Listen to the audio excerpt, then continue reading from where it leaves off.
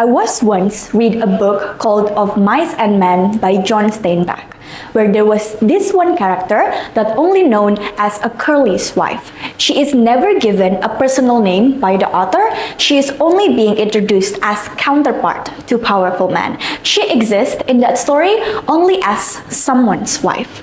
And at the time when I read it, I didn't feel strange at all. And that is the problem, because it is not about the loss of identity or the inequality that exists, but that we no longer see it as a problem.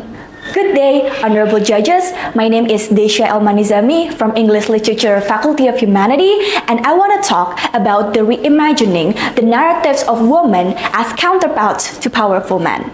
In many societies, especially in Indonesia, gender inequality is not always visible, but it is deeply rooted in the narrative that we hear every day. One of the most normalized forms of inequality is how women are often recognized not for who they are, but for who they are connected to. They are introduced as the wife of, or the partner of, or even like the daughter of powerful men. Their identity becomes relational rather than individual. Over time, this pattern feels natural and even almost invisible. But this is precisely how inequality survives, not through force, but through the repetitions. But how do we challenge something that feels normal? This project shift from simply telling people about inequality to creating spaces where they are actively questioning it. It is implemented as a narrative-based debate movements through social media like X. For example, one motion can ask, this house opposes the normalizations of defining women by their relationships to powerful men.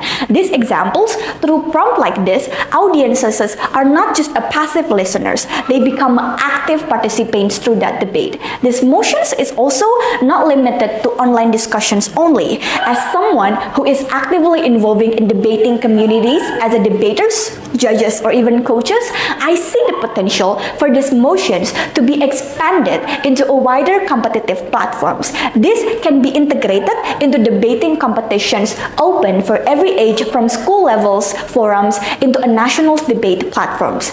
Because by bringing this narrative into a competitive debate spaces, the discussions becomes much more structured, critical, and even impactful. Because gender inequality does not always looks like oppression. Sometimes it looks like something we've simply learned to accept in our everyday life, and maybe the most powerful change does not begin with answers, but with questions.